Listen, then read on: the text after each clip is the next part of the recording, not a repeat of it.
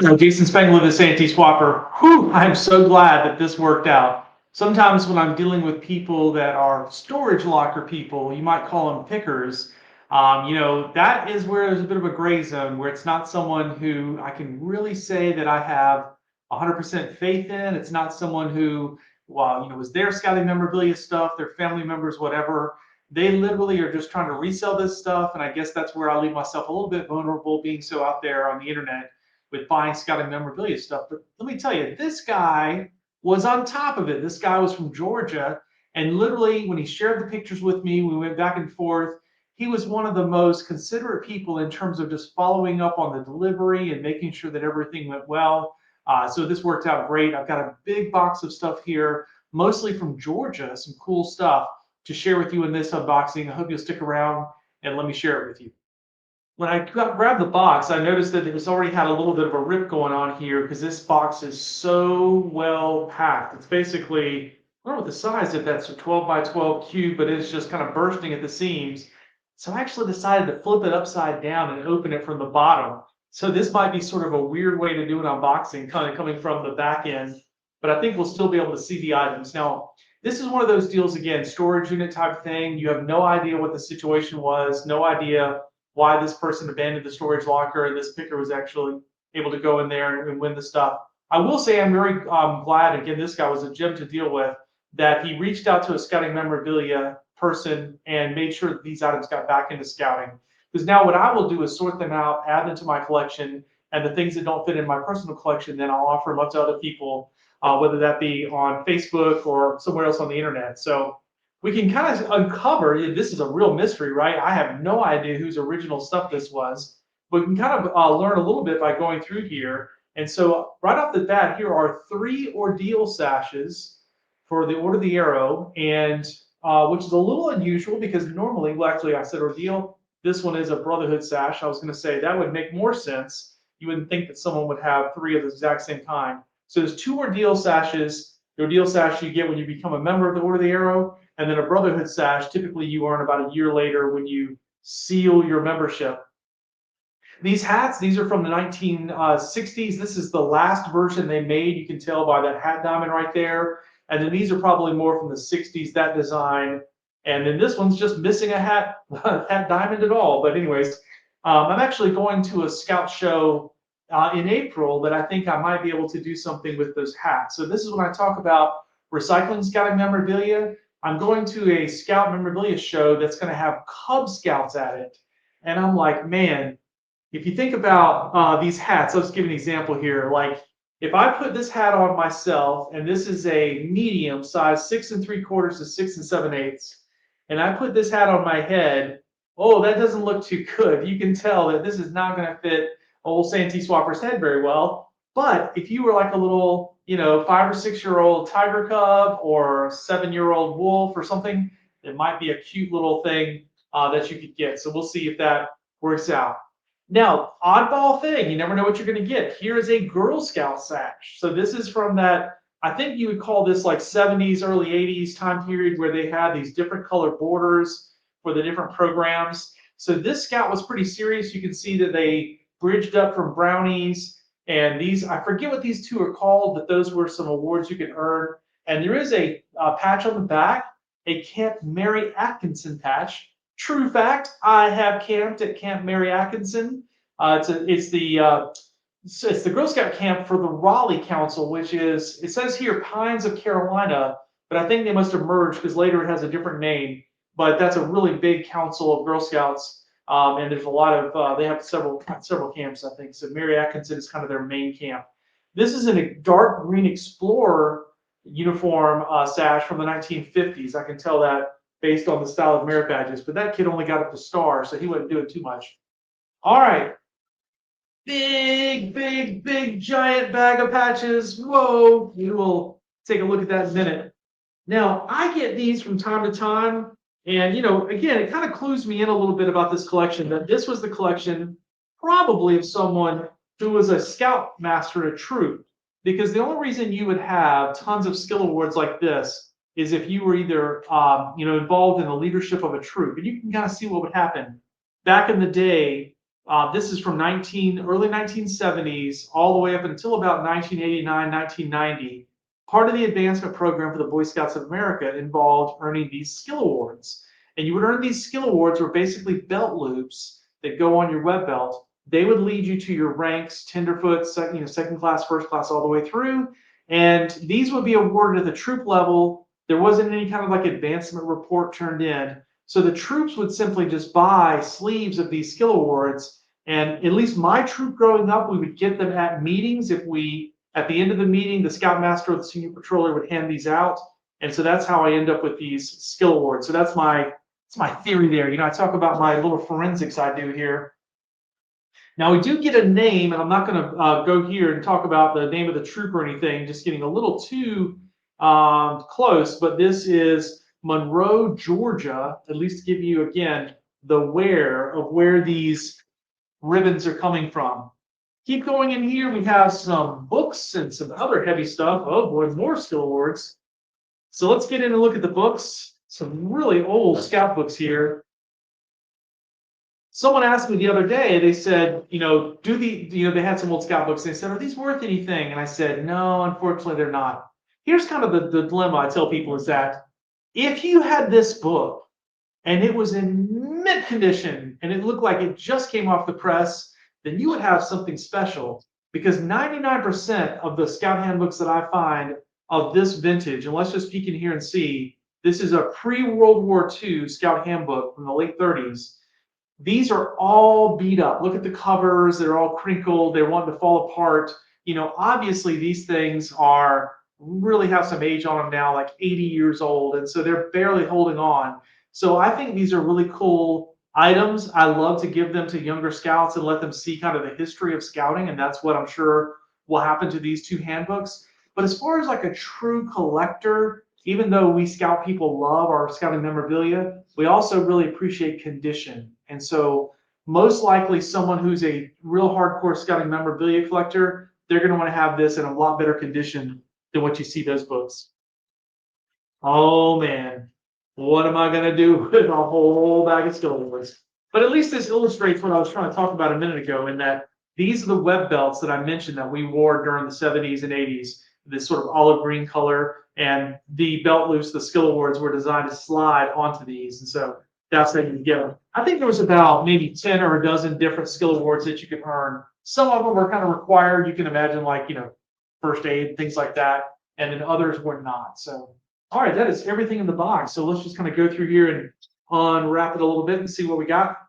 Now, sometimes I do get things like this that are a little, as I call it, toasty. Maybe have been worn and kind of have some neck stains and stuff. Yeah, maybe in the light you can't see that too well, but this one's got some neck stains.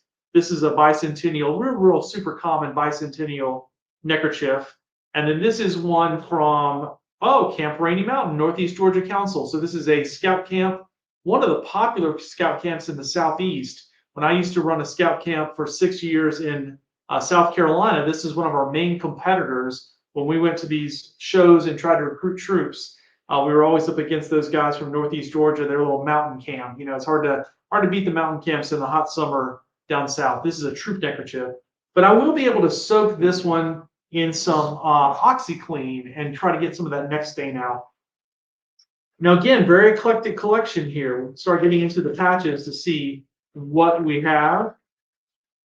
Camp Rainy Mountain, here's a good old trading post item. This is a luggage tag, and so you can see there it's still in the original bag from the trading post at Camp Rainy Mountain.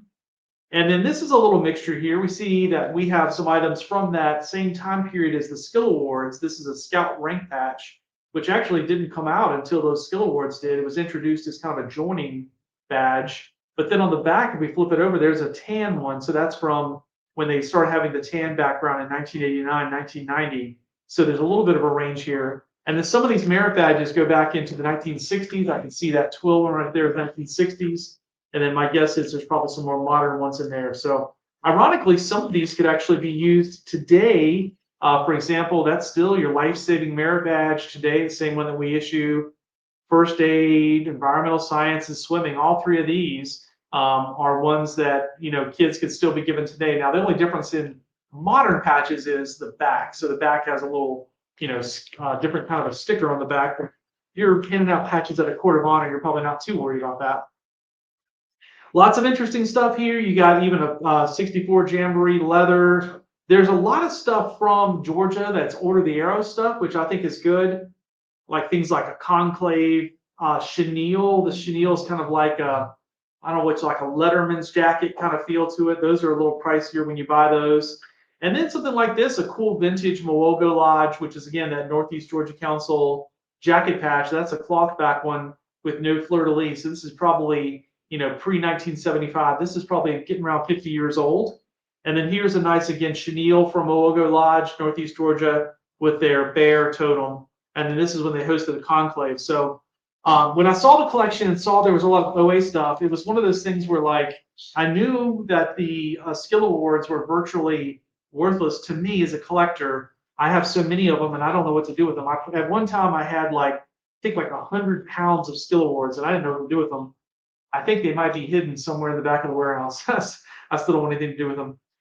So this one's been sewn. So again, that kind of gives you the story that this guy was from Mowogo, and this is the patch he wore on his shirt. And that would kind of explain why he was going to events at Camp Rainy Mountain.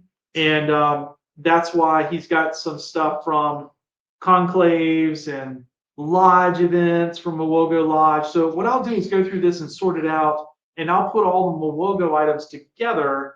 And then, like I said, what I'll try to do is find someone from that area who might be interested in these. See if there's any other stuff. This looks like some little, what are these? I've seen these before, these little segments.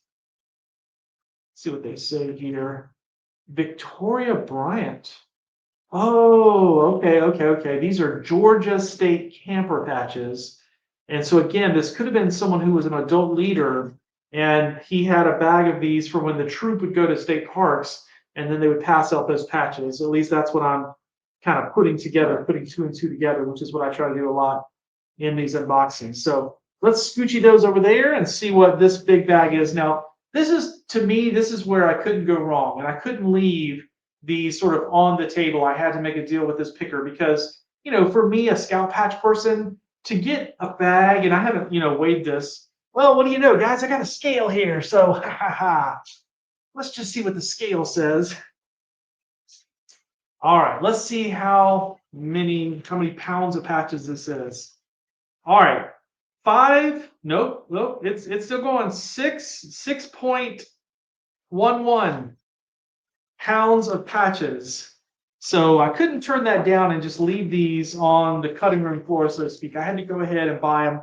I have a feeling a bunch of these are just event camporee patches that are not going to have hardly any value, but because I do have a dollar box and I can just put stuff out and just say, hey, everything's $1, you can pick whatever you want, I know that I can eventually find people who are going to want this. Some of these are a little toasty, and so when I go through there, I don't know if you can see in the video that there's some speckling on there, a little bit of maybe some light mildew. I'll have to kind of nuke those again in a little OxyClean solution to get them to come clean. But that's okay. There's a whole bunch of variety here. I'll go through these. I'm seeing a lot of event patches. My guess is he kind of had these organized. And so, I mentioned earlier the Mowogo stuff might have some interest. Stuff from Camp Rainy Mountain might have some interest. But a lot of this stuff is just event patches like Klondike Derbies and Expo for Bluegrass Council in Kentucky. But there are some little Mowogo items in here as well. Then things like position patches. So, you could still use this Scoutmaster patch today. There's nothing wrong with that. And then I did see in here some bags of items from Burt Adams, which is the camp for Atlanta. This guy is a little, that I got this stuff from. He was a little closer to Atlanta. And so I thought there'd be some interesting stuff here. Here's something from Okanichi. Again, that's been worn. Okanichi is in Raleigh. But I can see I'm going to have a little bit of a job here. It's kind of a cleanup job because there's quite a few of these that have got a little toastiness to them. But, then why would you have this in here? Here's this is probably a 50-year-old OA flat. There's another one there. So somebody was doing some trading somewhere. And then I hate when you see this. I call this an orphan. There is a lodge flat that fits this piece. It's supposed to nestle in right there. But somewhere in this mix, I'm going to find this brown border Mowogo that fits there because I don't want them to get lost. All right, we're kind of getting to the point here where there's like another bag. So let's pull this out. And this one has a lot of duplicates, which is fine as well. Pull these out. Again, some more toasty. So I'm going to have to kind of do an instant sort. I'll probably, right here on the floor, I'll create a couple of tubs and I'll sort out camp patches, event patches, toasty patches, position patches, and kind of make that go fast, especially because some of these are already sorted together. There's no reason to separate all of these Yorktown patches from the Rainy Mountain patches. I like to keep things together and kind of make life a little easier for myself. But, again, going back to the idea this guy was a scout leader, there's only one reason you would have this many of the same patch.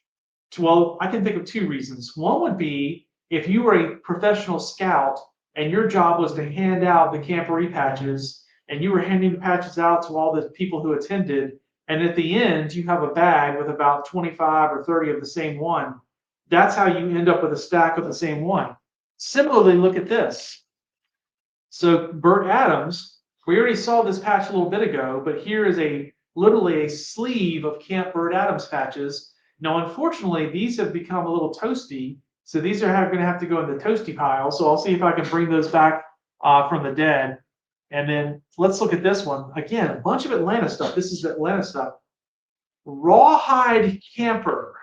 Now, I have seen these before. I've had this before. It's a flap-shaped patch, which is kind of unusual in scouting because normally that's reserved for OA flaps. My guess is this might have been for Cub Scouts. And the only reason I say that is because it would be very unusual to have a Boy Scout patch in the shape of a flap.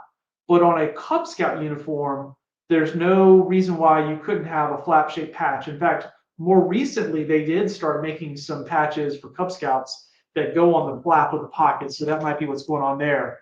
This is another camporee patch, and then we'll reach in here and see what these ones are.